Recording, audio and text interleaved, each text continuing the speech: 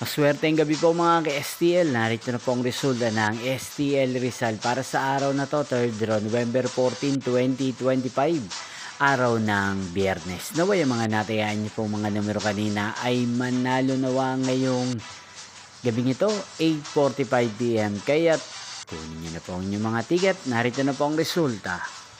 Ang mga numerong nanalo sa STL Rizal ngayong gabing ito, November 14, 2025.